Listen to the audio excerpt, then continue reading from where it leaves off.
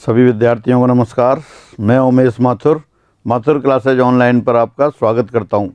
आप पढ़ रहे हैं सदिश वेक्टर्स। इसमें भी पिछली क्लास में आपने सदिशों के योग, उनका अंतर, अदिश द्वारा गुणा ये पढ़ लिया था।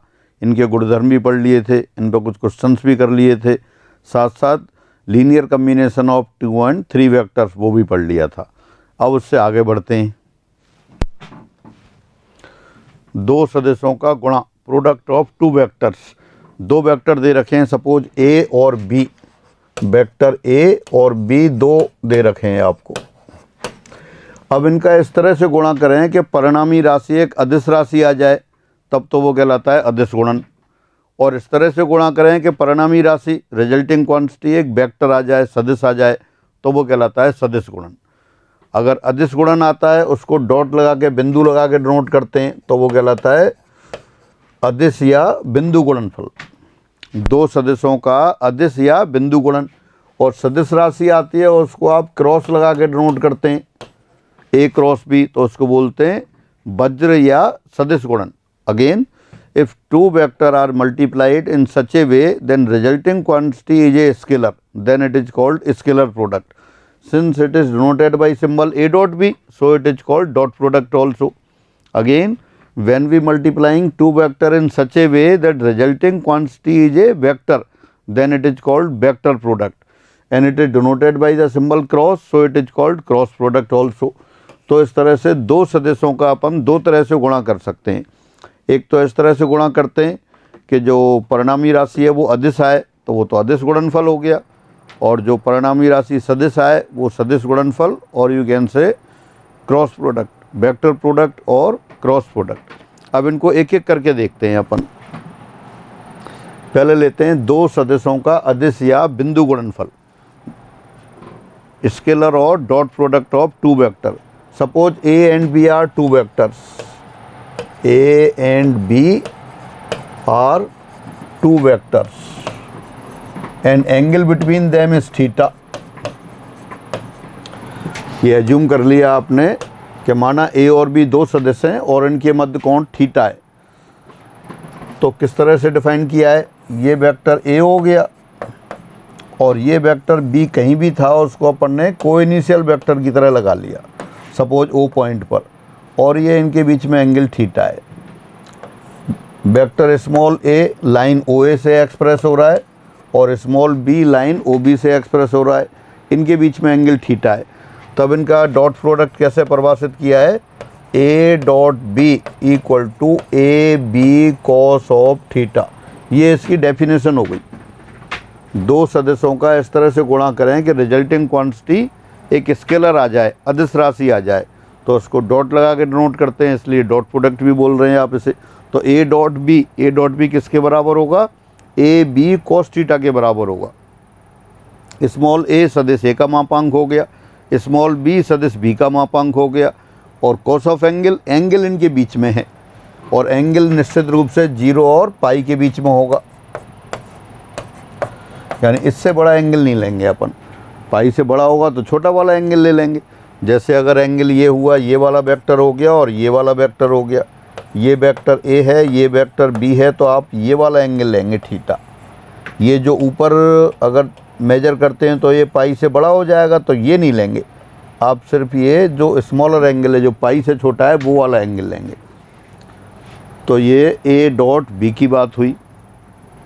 अब इसको दोबारा से पढ़ लेते हैं। दो सदस्यों का अदिश या बिंदु गुणनफल, स्केलर और dot product of two vectors. दो सदस्यों ए और बी का अदिश गुणनफल वास्तविक संख्या ए बी कॉस थीटा के बराबर परिभाषित किया है। इसे हम ए डॉट बी से व्यक्त करते हैं। अतः A dot B equal to A B cos theta. यहाँ थीटा सदस्यों ए और बी के मध्य कोण है। थीटा सदैव 0 और पाई के बीच में रहेगा, that is 0 is less than और equal to theta, less than और इक्वल टू पाई। एक बार और पढ़ते हैं। स्केलर और dot product of two vectors. The scalar product of two vectors A and B is denoted by symbol A dot B, and it is defined as scalar A B cos theta. That is A dot B equal to A B cos theta, where theta is the angle between A and B, or you can say direction of A and B. Here theta lies between 0 and pi, that is 0 less than or equal to theta less than or equal to pi। ये है। Suppose जैसे example आप देखें,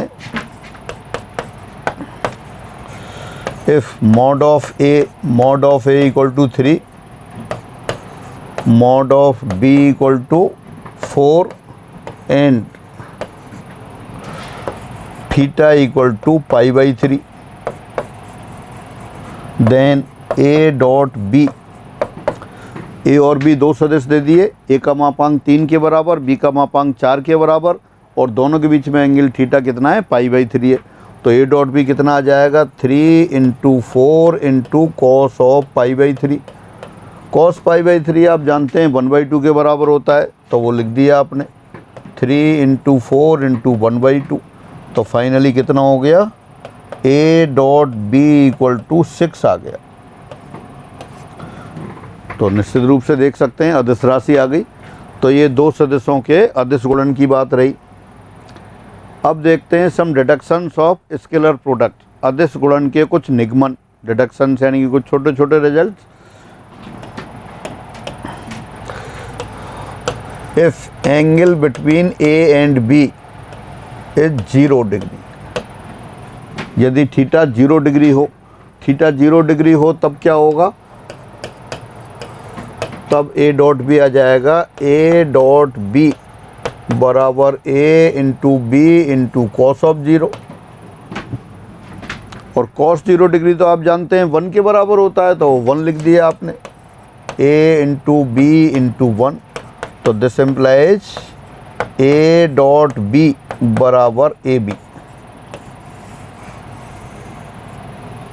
ए dot B A B के बराबर हो गया। अगर थीटा 90 डिग्री हो जाए, if theta equal to 90 degree, then A dot B बराबर A into B into cos of 90। और कॉस 90 डिग्री तो आप जानते हैं 0 के बराबर होता है, तो ये 0 लिख दिया आपने, A into B into 0। This means A dot B बराबर 0 हो गया। कब 0 हो गया, जब इनके बीच में एंगल 90 डिग्री होगा। A dot B equal to 0। दोबारा से ए और बी दो वेक्टर हैं, उनके बीच में एंगल थीटा लिया आपने। अगर थीटा 0 डिग्री है तब तो cos 0 1 होता है, तो A dot B simply A B के बराबर हो गया।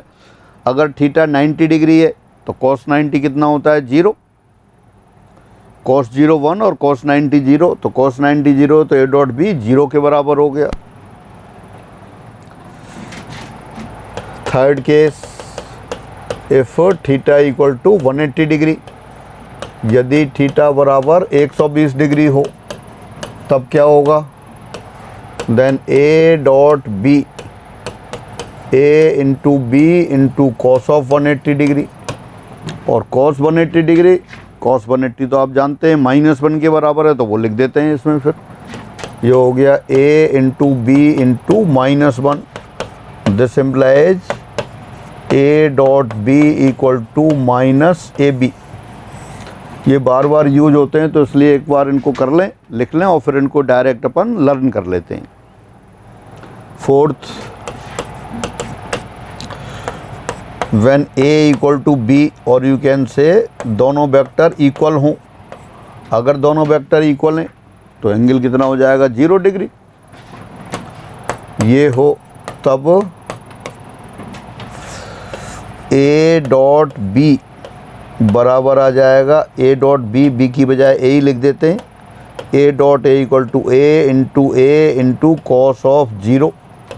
और cos 0 कितना होता है, 1, तो 1 लिख देते हैं। a डॉट ए को लिख सकते हैं आप वेक्टर ए स्क्वायर, एक स्टेप बाद में लिखूंगा अभी, ये ए स्क्वायर इंटू 1। तो this implies vector A square बराबर मॉडुलस ऑफ ए स्क्वायर, यानी ए डॉट ए करेंगे तो क्या आएगा आपका, ये सिंपल ए स्क्वायर के बराबर आ जाएगा। तो इस तरह से ये छोटे छोटे कुछ रिजल्ट रहे इसके। हाँ, अगर जैसे आई कैप जे कैप हो, I cap dot I cap, I cap का मॉडुलस 1, जे कैप का मॉडुलस 1 और कॉस ऑफ 0 डिग्री, तो वो 1 हो गया। फिर तो 1 इंटू 1 इंटू 1 यानी कि I cap dot I cap equal to 1 हो गया। और अगर I cap dot J cap हो जाएगा तो ये 0 हो गया। 0 स्केलर 0 क्यों 0 हो गया? क्योंकि आई कैप और जे कैप यूनिट वेक्टर तो हैं, तो मॉडुलस 1, लेकिन दोनों एक दूसरे के परपेंडिकुलर हैं, ये हो गया। तो ये जो डिडक्शन है, निगमन है, एक बार इनको पढ़ लेते हैं फिर आप। सम डिडक्शंस ऑफ स्केलर प्रोडक्ट, अदिश गुणन के कुछ निगमन। जब थीटा बराबर 0 हो अर्थात सदिश ए और बी समदिश समांतर हों, तब A dot B equal to A B. क्यों लिख दिया A B? Since cos of 0 degree equal to 1, again when theta is 0 degree, that is vectors a and b are like parallel vectors, then a dot b equal to simple ab। तीसरा factor क्या? 3 factor आते हैं, a यानी modulus of a, b यानी modulus of b और cos of angle. अब angle 0 है तो कॉस 0 1 है, तो सिंपल ए बी के बराबर हो गया। सेकंड, जब थीटा इक्वल टू 90 डिग्री हो अर्थात सदिश ए और बी एक दूसरे के लंबवत हो। लंबवत हो तो एंगल कितना हो गया? 90। तो जैसा पहले लिखा था A dot B equal to 0 when theta equal to 90 degree, that is vectors A and B are perpendicular, then A dot B equal to 0। A dot B equal to 0 आ गया। When theta equal to 180 degree, that is vectors are unlike parallel. Unlike parallel है तो angle कितना हो गया? 180 degree. विपरीत समांतर हैं तो कॉस ऑफ एंगल कितना हो जाएगा? कॉस ऑफ 180, कॉस ऑफ 180 -1 होता है, तो ए डॉट बी किसके बराबर हो गया? Vector A dot vector B minus A B. तो ये रहा। जब a बराबर b हो अर्थात a और b दोनों इक्वल वेक्टर्स हों, समान सदिश हों, तो जैसा आपने देखा a डॉट ए करेंगे तो a का मॉडुलस है, a का मॉडुलस है और कॉस ऑफ 0 1, यानी कि a डॉट ए बराबर a इंटू 1, और a डॉट ए को क्या लिख रहे हैं आप? Vector a whole square equal to a square, ये आ गया। तो इस तरह से ये a डॉट ए की बात हुई।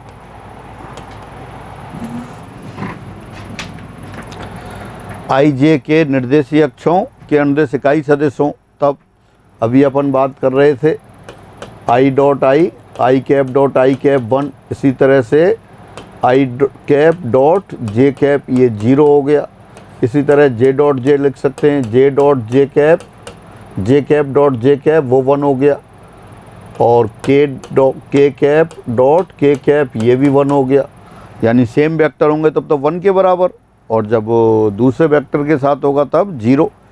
आई कैप डॉट जे कैप 0, जे कैप डॉट के कैप 0, के कैप डॉट आई कैप 0, उसको एक टेबल बना के लिख दिया। ये दोबारा से देखते हैं, ये टेबल बना दिया आपने, मैं दोबारा बना देता हूँ एक बार। ये डॉट प्रोडक्ट, ये आई कैप, ये जे कैप, ये के cap, I cap, J cap, के cap, I dot I 1, I dot I 1, I dot J 0, I dot के 0, J dot I 0, J dot J 1, J dot के 0, के डॉट आई अगेन 0, के dot J 0, के dot के 1। तो ये आई जे के जो प्रोडक्ट हैं उनको व्यक्त करती है। आई जे के जो यूनिट वेक्टर हैं कहाँ हैं? एक्स एच के अलोंग, तो एक्स एच के अलोंग है, तो उस तरह से आप ये कर सकते हैं। यानी कि I dot I 1, J dot J 1, के डॉट के 1, और I dot J, J dot के, जे डॉट आई, के डॉट आई, सबका प्रोडक्ट 0। यदि ए और बी इकाई सदिश हों, मतलब ए और बी दोनों कैसे हों? यूनिट वेक्टर्स हों। यूनिट वेक्टर्स हों तब क्या होगा? वेक्टर ए को अपन ए कैप से डिनोट कर दें और वेक्टर बी को बी कैप से डिनोट कर दें, तब तो क्या हो जाएगा? A cap dot B cap modulus of A cap 1, modulus of B cap 1 into cos of theta. यानी कि फाइनली क्या हुआ? A cap dot B cap simply cos of theta के बराबर आ जाएगा। ए और बी इकाई सदिश हैं तो दोनों का मॉडुलस 1 हो गया। 1 हो गया तो ए डॉट बी कितना आ गया, A dot B simply cos theta के बराबर आ गया, उनके बीच में जो एंगल होगा उसके बराबर आ जाएगा। तो ये आपके डिडक्शंस की बात रही। अब लेते हैं scalar product in terms of component, घटकों के पदों में अदिश गुणनफल। तो घटकों के पदों में जैसे वेक्टर्स आई जे के पदों में दे रखे हों, एज्यूम कर लेते हैं अपन, suppose vector A equal to A1 i cap plus A2 j cap plus A3 k cap and vector B equal to B1 i cap plus B2 j cap plus B3 k cap, ये आ गया। अब vectors किस तरह दे रखे हैं, आई जे के पदों में दे रखे हैं, आई जे के पदों में दे रखे हैं। तो अब ए डॉट बी करते हैं पहले की तरह। अब वेक्टर ए डॉट बी, ए के लिए ए वाला एक्सप्रेशन लिख देते हैं, A1 i cap plus A2 j cap plus A3 k cap dot B1 i cap plus B2 j cap plus B3 k cap. अब यहाँ मल्टीप्लाई करते हैं तो पहले A1 वाली टर्म लेते हैं, यहाँ से A1 i कैप पहले B1 से मल्टीप्लाई करते हैं, A1 B1 i cap dot i cap, वो 1 आ गया। फिर A1 का B2 वाली टर्म से करते हैं, A1 B2 i cap dot j cap 0 आ गया। फिर A1 का B3 से करेंगे, A1 B3 और i cap dot k cap, वो फिर 0 आ गया। तो पहले तीनों टर्म का A1 से कर लिया। अब ऐसा करते हैं तीनों का A2 से करते हैं, मैं नीचे लिखता हूँ plus A2 j cap into I cap, यानी कि A2 B1 j cap I cap, वो 0 हो गया, j डॉट आई 0 होगा। अब A2 का B2 से किया, A2 B2 j cap dot j cap, वो 1 हो जाएगा, A2 BQ और 1। फिर A2 का B3 वाली टर्म से किया तो क्या आएगा, A2 B3 और j cap dot k cap, वो फिर 0 हो गया। फिर अब A3 वाले पद लेते हैं, A3 का B1 से किया तो A3 B1 i k cap dot i cap, वो 0 हो गया। फिर A3 का B2 से लेते हैं, K3 डॉट j कैप, वो 0 हो गया। फिर A3 B3 k cap dot k cap, वो 1 आ गया। तो इसमें देखें 3 टर्म बच रही हैं सिर्फ, बाकी सभी 0 हो जाएंगी, A1 B1 A2 B2 A3 B3, यही 3 टर्म बची हैं आपकी। तो इसका मतलब क्या हो गया, this implies A dot B vector A dot vector B, ये हो गया A1 B1 plus A2 B2 plus A3 B3। ये आपके पास जब A और B आई जे की टर्म में दे रखे हों, कंपोनेंट्स की टर्म में दे रखे हों, तब आपका A डॉट B कैसे किया, आई वाली टर्म का आई वाली टर्म से, जे वाली टर्म का जे वाली टर्म से, के वाली टर्म का के वाली टर्म से। ये तो टर्म्स आपने रख ली और बाकी सारी टर्म कैंसिल हो गई। क्यों कैंसिल हो गई, 0 हो गई सब, क्योंकि I dot J, I dot के, J dot I, J dot के डॉट आई, के डॉट जे, सभी क्या हैं, 0 के बराबर हैं। तो ये आया, ये आपका घट के पदों में लिख लिया। Example, vector A equal to I plus 2j plus 3k और vector B equal to 3i minus j plus 2k। तब A डॉट B, अब 2 वेक्टर दे दिए आई जे के पदों में। अब आपसे कहा कि A डॉट B लिखिए, तो एक बार तो एक्सप्रेशन लिख देते हैं, i plus 2j plus 3k dot 3i cap minus j cap plus 2k cap. अब वो भी आपने देखा था थोड़ी देर पहले कि i dot I, j dot J, k dot k वाली टर्म बचेंगी, बाकी सब 0 हो जाएंगी।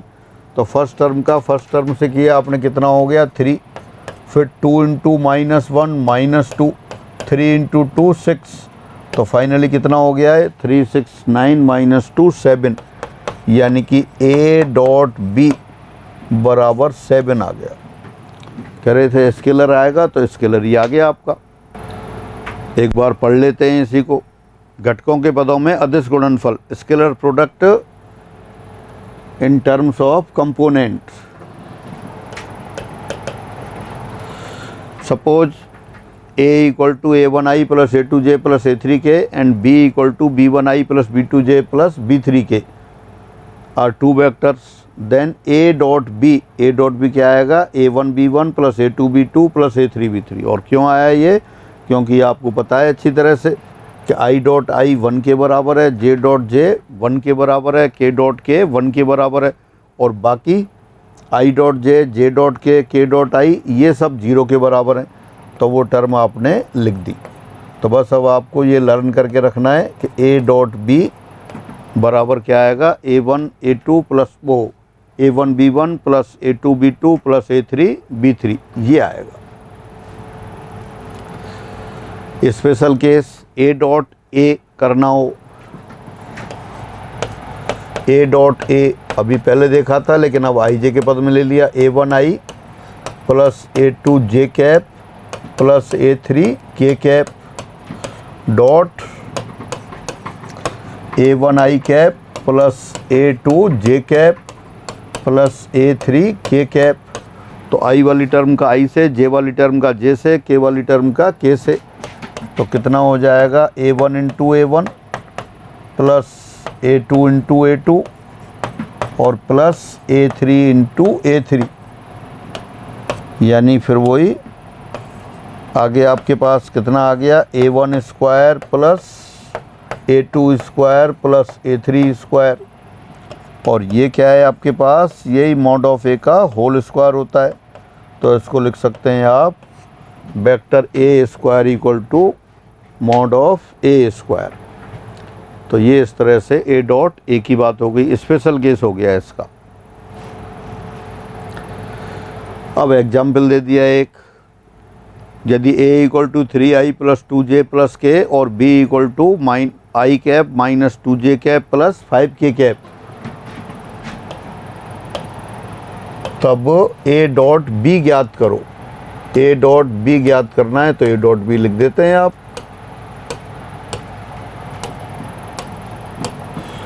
a डॉट b पहले दोनों टर्म लिख लेते हैं। वेक्टर a वाली एक ब्रैकेट में लिख लिया i cap minus 2j cap plus 5k cap dot 3i cap plus 2j cap plus k cap. अब जैसा आपको सबको पता है i वाली टर्म का i वाली टर्म से, j वाली का j से, k वाले का k से। तो कितना हो गया 1 into 3 minus 2 into 2 plus 5 into 1, तो आ गया 3 minus 4 plus 5। This implies a dot b equal to 4। ये a डॉट b की वैल्यू आ गई आपके पास। अब आता है geometrical interpretation of scalar product, अदिश गुणनफल की ज्यामितीय व्याख्या। अब देखते हैं ज्योमेट्रिकली ये किसको डिनोट करता है। सपोज वही a और b दो वेक्टर ले लिए आपने और दोनों के बीच में एंगल कितना है, थीटा है। ये वेक्टर a और ये वेक्टर b और दोनों के बीच में एंगल आपका मान लिया थीटा है। ये o, ये a और ये b। Vector a line OA से रिप्रेजेंट हो रहा है, वेक्टर b लाइन OB से रिप्रेजेंट हो रहा है, ये एज्यूम कर लिया।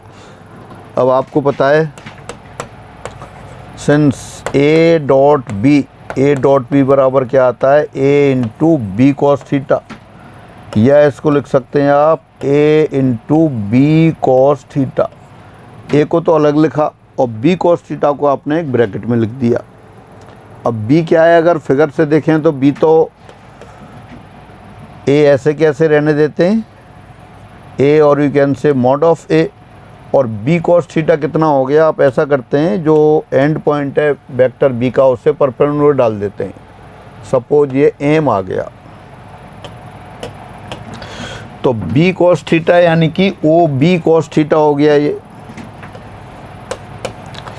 ओ बी कॉस थीटा, और ओ बी कॉस थीटा कितना हो गया, ये ओ एम के बराबर हो गया। डायरेक्ट दिखाई दे रहा है, या आप ट्राइंगल में भी लिख सकते हैं। अगर आप देखें वैसे तो डायरेक्ट दिखाई दे रहा है, ट्राइंगल ओ एम बी में cos of theta, cos of angle क्या होता है, आधार बटे कर्ण, बेस अपॉन हाइपोटेनियस। तो बेस कौन सा है यहाँ, ओ एम, और हाइपोटेनियस कौन सा है, ओ बी, और ओ एम क्या है, बस ओ बी को आप वेक्टर यानी कि बी का मॉडुलस बी लिख सकते हैं। तो देयरफॉर ओ एम बराबर आ गया बी कॉस ऑफ थीटा। और अगर ज्योमेट्रिकली बात करें, तो ओ एम क्या है, वेक्टर बी का वेक्टर ए पर प्रक्षेप है। Again O M is the projection of vector B small B on vector A. B से परपेंडिकुलर डाल दिया और ओ वहाँ ज्वाइन हो ही रहा है, तो इसको क्या लिख सकते हैं, ये आप लिख सकते हैं फिर दिस इक्वल टू, या यहाँ लिख लेते हैं ऊपर आप इसे ए डॉट बी बराबर हो गया मॉड ऑफ ए इंटू सदिश बी का सदिश ए पर प्रक्षेप, सदिश बी का सदिश ए पर प्रक्षेप यानी कि प्रोजेक्शन। ओ एम क्या है, वेक्टर बी का वेक्टर ए पर प्रोजेक्शन है। दोबारा लिख दें इसको आप, mod of A into projection of vector B on vector A, vector B का वेक्टर ए पर प्रोजेक्शन हो गया। दोबारा से देख लें, ए डॉट बी क्या लिखा आपने, A into B into cos theta, ये तो डेफिनेशन है। उसको लिख दिया A bracket B cos theta, B को लिख दिया ओ बी, फिर ओ बी कॉस थीटा आपने देखा ओ एम के बराबर आ गया। और ओ एम क्या है, ओ एम ही तो वेक्टर बी का वेक्टर ए पर प्रोजेक्शन है। तो इसको क्या लिख सकते हैं फिर, ए डॉट बी बराबर आ गया मॉड ऑफ ए इंटू सदिश बी का सदिश ए पर प्रक्षेप, और you can say mod of A equal to projection of vector B on vector A. एक बार दोबारा देखते हैं इसी को फिर, ए डॉट बी, अभी तो आपने क्या लिखा है, ए इंटू बी कॉस थीटा लिखा था, और ये किसके बराबर हो गया था, ये हो गया था mod of A into O M, और ओ एम क्या हो गया था आपका, mod of A into projection of vector B on vector A, सदिश बी का सदिश ए पर प्रक्षेप। ये आपने लिख लिया, एक तो ये आ गया। अब दोबारा देखते हैं इसी को,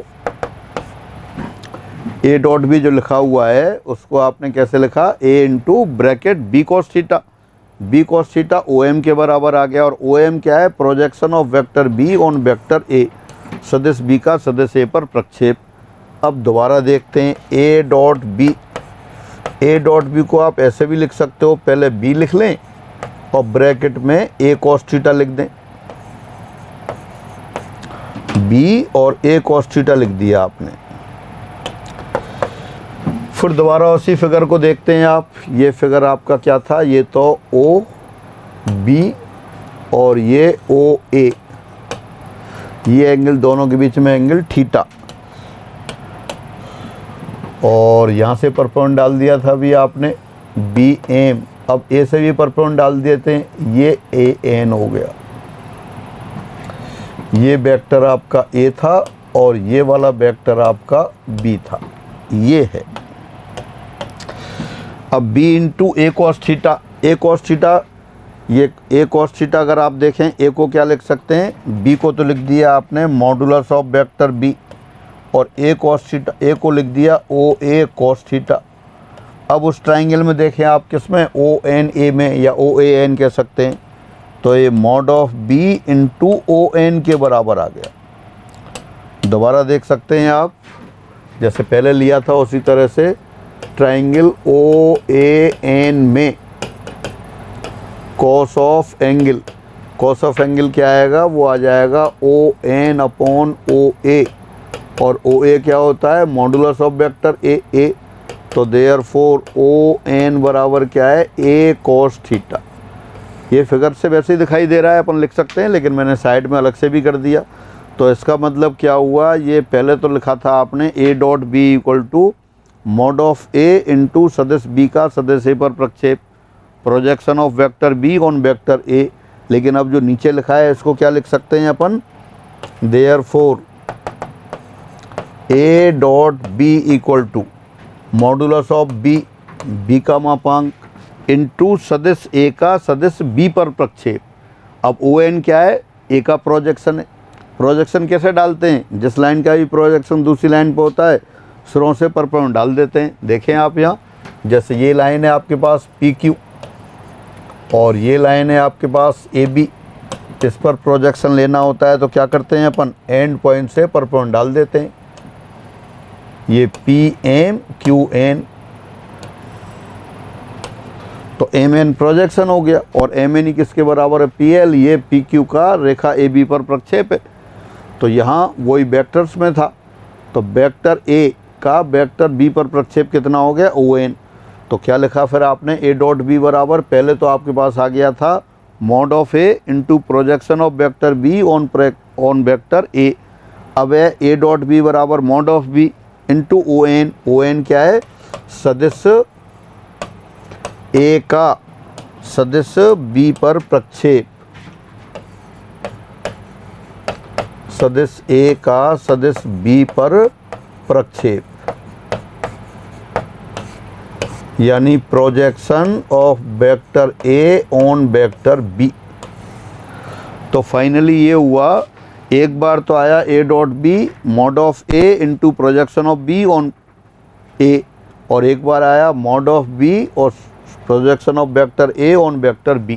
यानी फाइनली ये हुआ कि अगर A डॉट B हो, मैं इसको दोबारा लिखता हूँ, देयरफॉर A डॉट B, ये लिखेंगे आप एक सदिश का मापांक modulus of one vector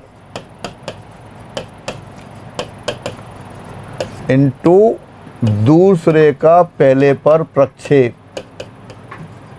projection of other on first. तो ये आपका geometric meaning of A dot B रहा।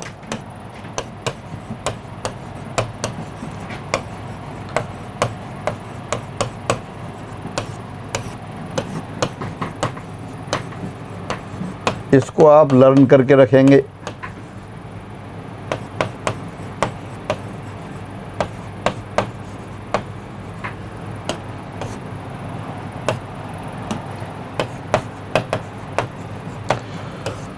तो ये आपका ज्योमेट्रिक मीनिंग रहा। इससे अपन वो प्रोजेक्शन का फॉर्मूला भी बना सकते हैं, पर वो भी थोड़ी देर में लेते हैं। तो फाइनली ये रहा ज्योमेट्रिक मीनिंग, क्या रहा, दो वेक्टर्स हैं A और B।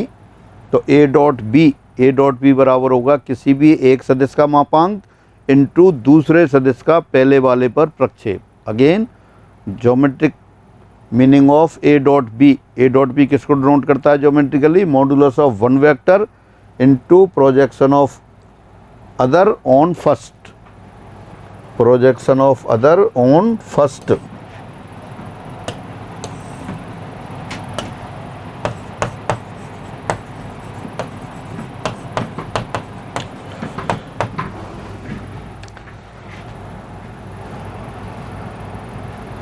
अब इसको एक बार पढ़ लेते हैं। अदिश गुणन की ज्यामितीय व्याख्या, geometrical interpretation of scalar product. माना A और B दो सदिश हैं और उनके मध्य कोण थीटा है, और कह सकते हैं अशून्य सदिश है, नॉन जीरो वेक्टर हैं।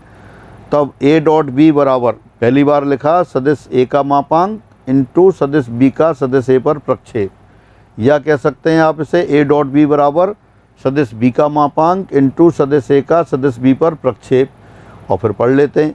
इस प्रकार ज्यामितीय रूप से दो सदिशों का अदिश गुणनफल एक सदिश का मापांक व दूसरे सदिश का पहले पर प्रक्षेप के गुणनफल के बराबर होता है। तो ये आप बहुत अच्छी तरह से याद रखेंगे। थ्योरेटिकल क्वेश्चन भी बन सकते हैं और न्यूमेरिकल में तो यूज होगा ही होगा। दोबारा पढ़ते हैं एक बार। Geometrical interpretation of scalar product, let theta be the angle between two non zero vectors A and B, then a dot b equal to modulus of vector a into projection of vector b on a. Again a dot b equal to modulus of vector b into projection of a on vector a. तो इस तरह से ये geometric meaning of a dot b रहा।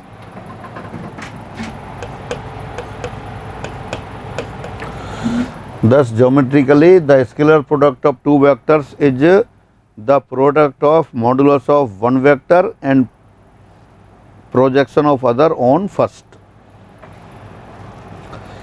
इसकी सहायता से एक सदिश का दूसरे पर प्रक्षेप भी निकाल सकते हैं। वही ए और बी दो वेक्टर हैं, तो अगर ए का बी पर प्रोजेक्शन निकालना हो वो भी लिख सकते हैं, और बी का ए पर प्रोजेक्शन निकालना हो वो भी लिख सकते हैं। वही ले लेते हैं। सिंस ए डॉट बी बराबर क्या आया था, ए डॉट बी आपके पास आया था, देखो दोनों देख लेते हैं एक बार। पहले mod of A into projection of B on A, यानी मॉड ऑफ ए इंटू सदिश बी का सदिश ए पर प्रक्षेप, ये था। तो देयरफॉर, या एक बार दोनों को लिख लेते हैं, दूसरा भी लिख लें। और सेकंड क्या था, ए डॉट बी बराबर मॉड ऑफ बी, दोनों तरह से लिख लें, मॉड ऑफ बी इंटू सदिश ए का सदिश बी पर प्रक्षेप, ये आया। इस तरह से आपने लिखा। तो देखो अब यहाँ से अगर फॉर्मूले की तरह लिखना चाहें, देयरफॉर सदिश ए का सदिश बी पर प्रक्षेप, यानी प्रोजेक्शन ऑफ वेक्टर ए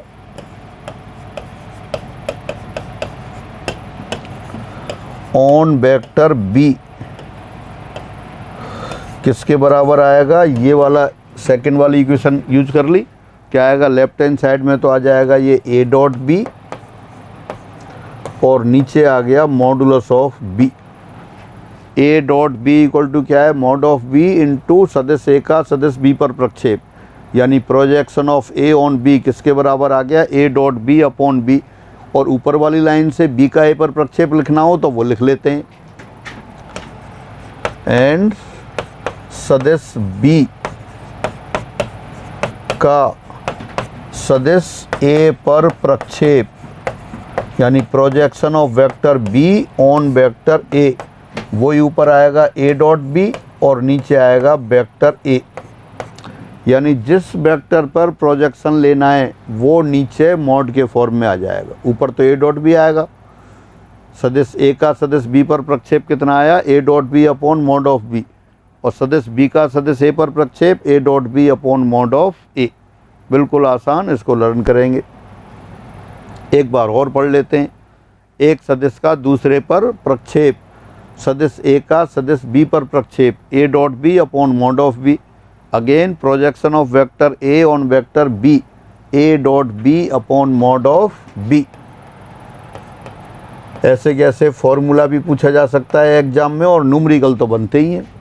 और अगेन सदिश बी का सदिश ए पर प्रक्षेप, projection of vector B on vector ए, क्या आएगा फिर, ऑन वेक्टर ए है तो डिनोमिनेटर में मॉड ऑफ ए आएगा। ऊपर तो आ गया ए डॉट बी और नीचे mod of A.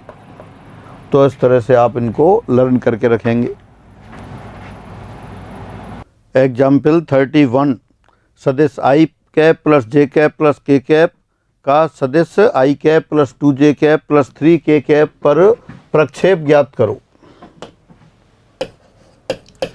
Again find the projection of vector i cap plus j cap plus k cap on vector i cap plus 2j cap plus 3k cap.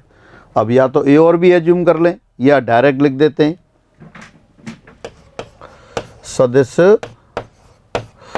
I cap plus j cap plus k cap का सदिश i cap plus 2j cap plus 3k cap पर प्रक्षेप, प्रक्षेप means projection. तो अभी आपने formula देखा ही था, उसी को यूज कर लेते हैं।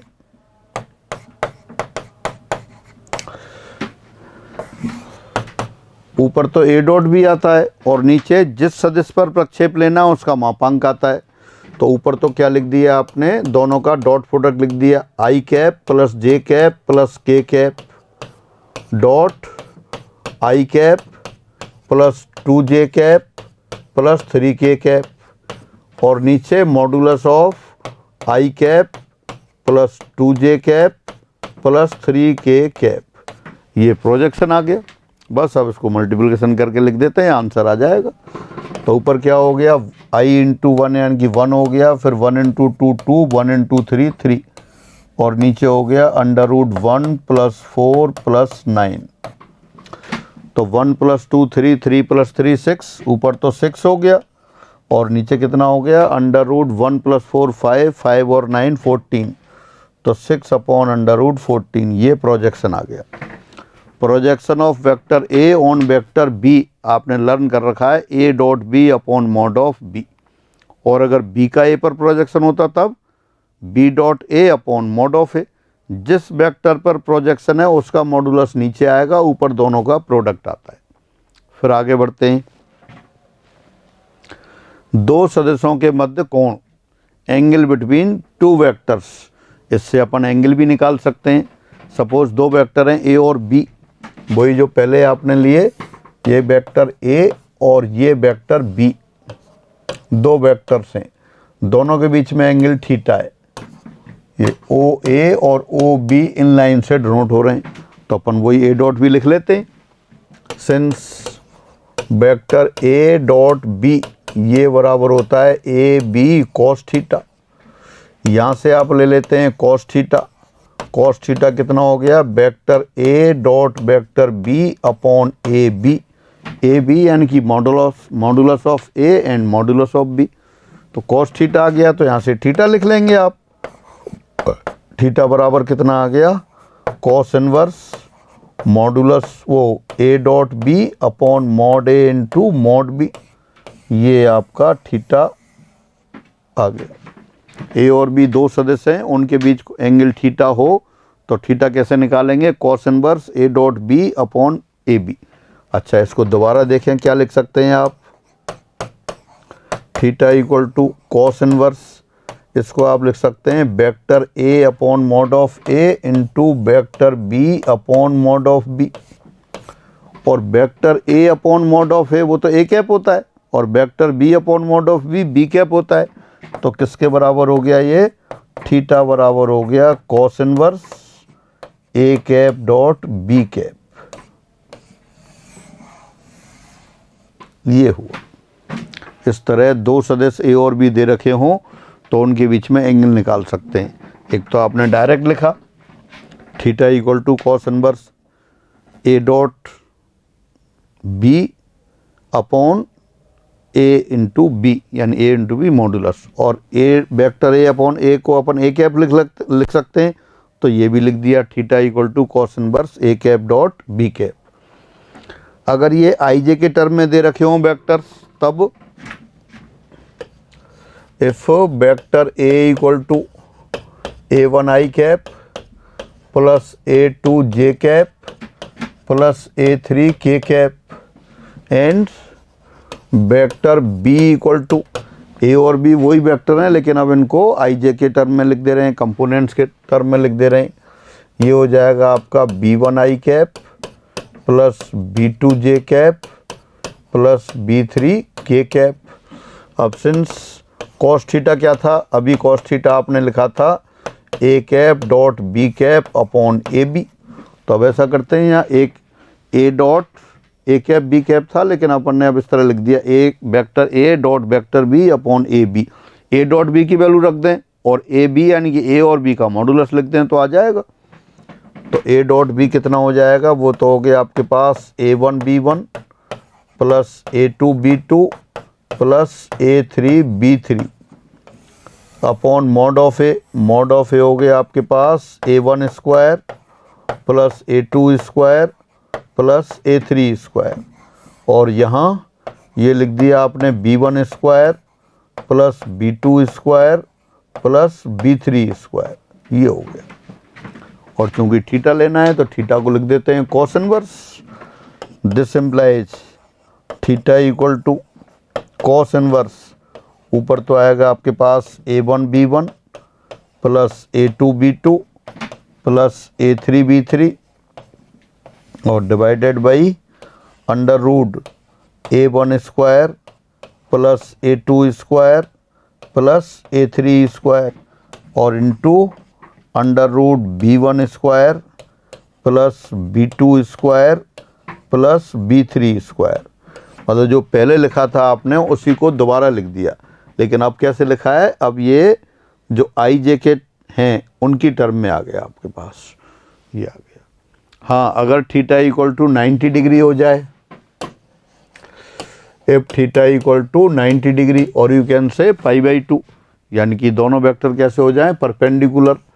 परपेंडिकुलर होते हैं तब तो आप जानते हैं A डॉट बी बराबर 0, A डॉट बी बराबर 0, और A डॉट बी किसके बराबर है आपके पास, A1 B1 plus A2 B2 plus A3 B3।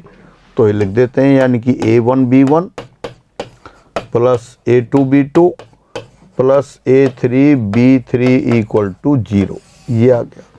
यानी कि दो वेक्टर दे रखे हैं आपको, वेक्टर A इक्वल टू क्या दिया, A1i plus A2j plus A3 के, vector B B1i plus B2j plus B3 के, देन थीटा बराबर आ गया cos inverse A1 B1 plus A2 B2 plus A3 B3 upon under root A1 square plus A2 square plus A3 square into under root B1 square plus B2 square plus B3 square.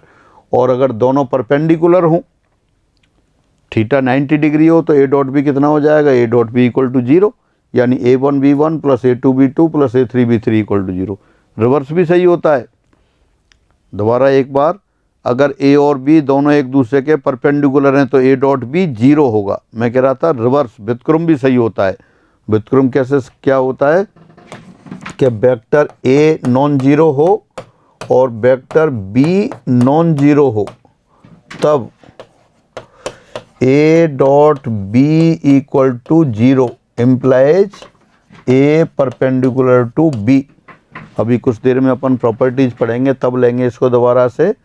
हाँ, अगर A और B perpendicular हैं तो उनका dot product 0, और A और B दोनों non zero vector हैं और डॉट प्रोडक्ट 0 है, तो A और B दोनों एक दूसरे के परपेंडिकुलर। तो ये दो सदस्यों के बीच में कोण की बात रही। इस एक्सप्रेशन को दोबारा पढ़ लेते हैं अपन। दो सदस्यों के मध्य कोण, एंगल बिटवीन टू वेक्टर्स, यदि A और B दो सदस्य तथा इनके मध्य कोण थीटा है, तब cos theta A dot B equal to AB cos theta, और you can say cos theta equal to A dot B upon AB and theta equal to cos inverse A dot B upon AB। A dot B को क्या लिखा, vector A upon A into vector B upon B, तो वो हो गया theta equal to cos inverse A cap dot B cap, ये आ गया। अभी जो क्वेश्चन किया था ऐसे भी कर सकते थे, यूनिट वेक्टर ले लेते फिर मल्टीप्लाई कर देते। यदि A और B दोनों आई जे की टर्म में दे रखे हों, क्या दे रखा है आपको, यदि vector A, if vector A equal to A1i cap plus A2j cap plus A3k cap and vector B equal to B1i cap plus B2j cap plus B3k cap, then theta equal to cos inverse A1 B1 plus A2 B2 plus A3 B3 upon under root A1 square plus A2 square plus A3 square into under root B1 square plus B2 square plus B3 square. तो ये formula भी आपको learn करके रखना है। फॉर्मूले क्यों learn करने होते हैं, क्योंकि कई बार आपके फॉर्मूले ही एग्जाम में पूछ लेते हैं, तो ये और न्यूमेरिकल तो इन पर बनते ही हैं। और special case, if theta equal to 90 degree, तब क्या होगा, A1 B1 plus A2 B2 plus A3 B3 equal to 0। ये कंडीशन लर्न करके रखनी है। इन पे भी क्वेश्चन आ जाते हैं, कई बार ऐसे क्वेश्चन पूछ लेते हैं, दो वेक्टर दे दिए आपको। एक एग्जाम्पल लिखता हूँ, अभी एग्जाम्पल और आ रहे हैं। If vector A equal to 2i minus 5j plus 7k and b equal to xi plus 2j plus 3k ये दे रखे हैं and a is perpendicular to b then find the value of x का मान पूछा है। क्या दे रखा है, a और b दो वेक्टर दे दिए आपको और कहा है कि a और b परपेंडिकुलर हैं। परपेंडिकुलर है तो आप जानते हैं डॉट प्रोडक्ट 0 होता है, तो यही लिख देंगे। तो ये लिख देते हैं, करते हैं इसको। Since vector a perpendicular to vector b this implies a dot b equal to 0। a dot b 0 हो गया तो a और b की वैल्यू रखते हैं वहाँ से। a बराबर क्या है, देखें कंपोनेंट क्या है, 2 - 5 7।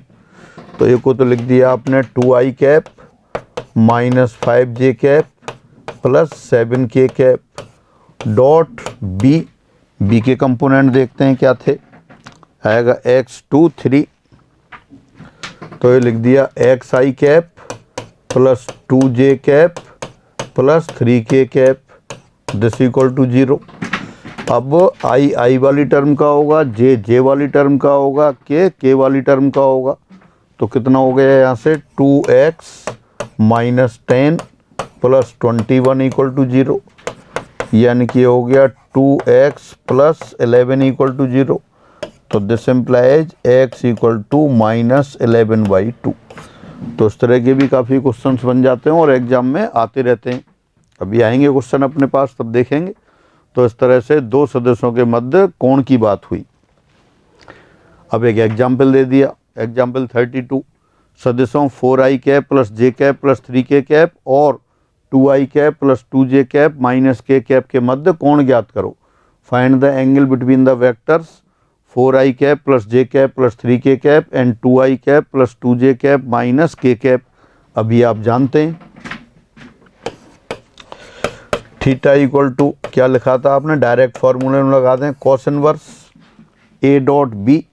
तो दोनों का प्रोडक्ट करते हैं 4 × 2 a1 a2 वो a1 b1 plus a2 b2 1 × 2 plus 3 × -1 upon mod of a। तो मॉड ऑफ a कितना आएगा 16 + 1 + 9 और इधर कितना आ गया 4 + 4 + 1। ये दोनों वेक्टर्स के बीच में एंगल की बात हो गई। सॉल्व कर लेते हैं। 4 × 2 8 8 और 2 10 10 - 3 7 यानी कॉस इनवर्स ये 7 आ गया। और नीचे कितना हुआ 16 + 1 17 17 9 यानी आपका 26 √26। और ये कितना हो गया 4 4 8 + 1 9 √9 3 होता है। तो this implies theta equal to cos inverse 7/3 √26। ये दोनों वेक्टर्स के बीच में एंगल आ गया। आपने अभी पढ़ा था, दो सदिश दे रखे थे a1i प्लस b1j प्लस नहीं a1i plus a2j plus a3k और दूसरा वेक्टर b था, b बराबर था b1i plus b2j plus b3k। उनके बीच में एंगल का कोसाइन कैसे लिखते थे, थीटा बराबर नहीं एंगल का कोसाइन कॉस थीटा था a1 b1 plus a2 b2 plus a3 b3 upon mod of a into mod of b। तो अपने वही, और थीटा बराबर कॉस इनवर्स, थीटा बराबर क्या लिखा था, थीटा बराबर cos inverse a1 b1 plus a2 b2 plus a3 b3 upon √a1² plus a2² plus a3² √b1² plus b2² plus b3²। ये और बिना इसके भी कर सकते थे आप, इसे कैसे डायरेक्ट ले लेते। Suppose given vectors are a and b। तो पहले वेक्टर को लिख लिया a, आपने क्या था 4i cap plus j cap plus 3k cap और वेक्टर b क्या आ गया आपके पास 2i cap plus 2j cap और माइनस k कैप। अब आप सिंपल a डॉट भी लिख लेते, एक ही बात है, चाहे ऐसे कर लें चाहे उस तरह कर लें। तो देयरफॉर मॉड ऑफ ए कितना हो गया, √16 + 1 + 9 यानी कि √26। और मॉड ऑफ बी कितना हो गया, मॉड ऑफ बी हो गया √4 + 4 + 1 यानी कि ये √9 3 के बराबर हो गया। तो अब देखें, सिंस ए डॉट बी क्या होगा आपके पास, यहाँ से मॉडुलस लिख दें या अपन एक बार फॉर्मूला लगाते हैं, mod A into mod B into cos of theta. अब लेफ्ट हैंड साइड में ए डॉट बी यहाँ से देख के लिख दें, क्या आएगा, 4 × 2 8 + 1 × 2 2 और 3 × -1 -3। मॉड ऑफ ए कितना हो गया, √26, मॉड ऑफ बी 3 और ये कितना, cos theta. A dot B पहले की तरह लिखा, मॉड ऑफ ए अलग से लिखा, मॉड ऑफ बी लिख दिया कॉस थीटा। तो इसका मतलब कॉस थीटा कितना आ गया आपके पास, कॉस थीटा आ गया, ये लेफ्ट हैंड साइड में तो आ गया 7 और नीचे इधर आ गया 3 √26। तो यहाँ से फिर थीटा लिख दिया आपने, थीटा बराबर कॉस इनवर्स 7/3 √26। ये इसलिए लिखा है कि ज़रूरी नहीं है आप उस फार्मूले को लर्न करके रखें, सीधा जो फार्मूला ए डॉट बी का उसको यूज करके भी आप निकाल सकते हैं। तो इस तरह दो सदस्यों के मध्य कोण की बात हो गई। एक एग्जाम्पल हो गया इस पर। एक और एग्जाम्पल, यदि 3i cap + 2j cap + k तथा i cap - 2j cap + pk परस्पर लंबत हों तो p का मान ज्ञात कीजिए। अभी क्वेश्चन किया था इसी तरह का, वही क्वेश्चन आ गया।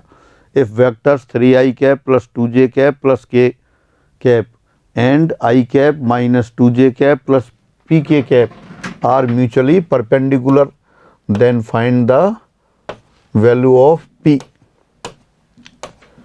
तो ये तो आप जानते हैं, अगर दो वेक्टर परपेंडिकुलर हैं तो उनका डॉट प्रोडक्ट कैसा होना चाहिए, 0।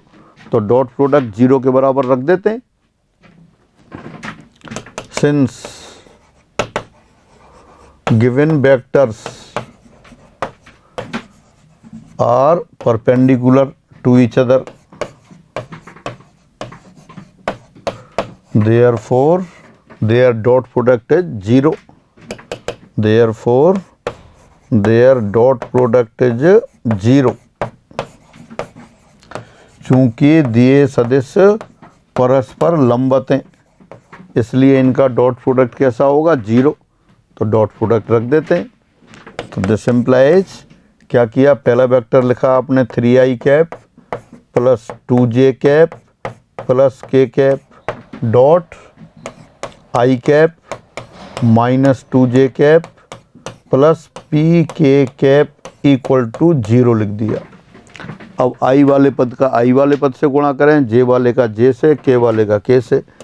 तो कितना आ जाएगा, 3 × 1 3, 2 × -2 -4, k × p स्मॉल p = 0 यानी कि -1 + p = 0। This implies p = 1। तो ये p की वैल्यू आ गई। क्या पूछा था आपसे, if given vectors are mutually perpendicular then find the value of p। ये तो मैंने पूरा लिख दिया, लिख के किया। आप तो अगर ऑब्जेक्ट टाइप में करना हो तो सीधा मल्टीप्लाई कर लेंगे वहीं पर। एक बार दोबारा लिख लेते हैं तो क्या आ जाएगा, देखो 3 × 1 3, 2 × -2 -4 और 1 × p = 0। तो सिंपल p = 1 आ गया। आप डायरेक्ट लिख सकते हैं, मैंने पूरा लिखा था। तो इस तरह से ये दो सदस्यों का डॉट प्रोडक्ट हुआ और उसकी सहायता से उनके बीच में एंगल निकालने की बात हुई। और भी इनकी प्रॉपर्टीज आती हैं, पर पहले अपन अगली क्लास में क्रॉस प्रोडक्ट पढ़ेंगे, क्रॉस प्रोडक्ट, वज्र गुणनफल, फिर दोनों की कंबाइंड प्रॉपर्टी पढ़ेंगे। तो इस क्लास में इतना ही रखते हैं। सभी को नमस्कार।